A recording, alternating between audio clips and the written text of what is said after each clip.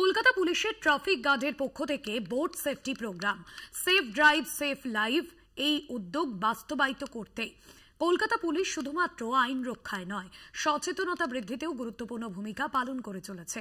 এই অনুষ্ঠান তারই এক উজ্জ্বল দৃষ্টান্ত। কলকাতা পুলিশের ট্রাফিক গার্ডের পক্ষ থেকে লালবাজারে আয়োজন হয় ট্রাফিক সেফটি প্রোগ্রাম। এবার প্রকাশ্যে বাচ্চারাই সমাজের ভবিষ্যৎ, তাই তাদের নিয়ে শুরু হয় পুরো সপ্তাহের কর্মসূচি, বললেন ডিসি ট্রাফিক তপন দে। আজকে যে প্রোগ্রামটা হচ্ছে আমাদের যে রোড সেফটি উইক চলছে, আমাদের জানুয়ারিতে একবার করেছিলাম।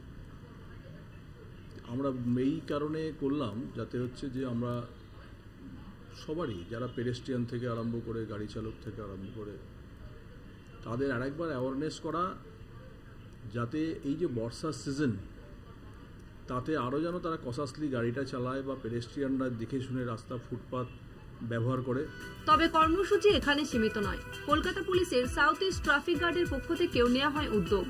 বর্ষা হেলথ এনার্জি অ্যান্ড রিহ্যাবিলিটেশন ট্রাস্টের সঙ্গে যৌথ প্রচেষ্টায় এই উদ্যোগ। স্বেচ্ছাসেবী সংস্থার ছাত্রছাত্রীদের নিয়ে রোড অ্যান্ড ট্রাফিক সেফটি প্রোগ্রামের বিষয় জানালেন ওসি সাউথ ইস্ট ট্রাফিক গার্ডের আশিস কুমার রায়। একটা বাচ্চা এই বয়সে যা শিখবে ও কিন্তু কোনোদিন ভুলবে না। আমরা সবসময় চাইব যে প্রত্যেকটা বাচ্চা সেফ থাক।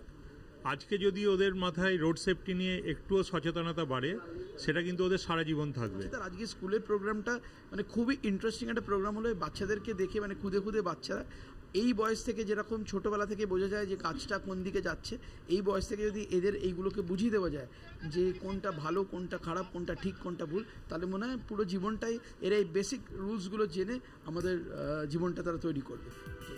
এই বিশেষ ট্রাফিক ও সড়ক নিরাপত্তা সচেতনতার মূল বার্তা, নিরাপদ পথ চলায় জীবন বাঁচানোর প্রথম পদক্ষেপ। সচেতন নাগরিক সমাজ গড়ে তোলার বার্তা দিতেই এই উদ্যোগ। ক্যামেরায় সুবীর ঘোষের সঙ্গে মৃন্ময় মণ্ডলের রিপোর্ট, কলকাতা টিভি।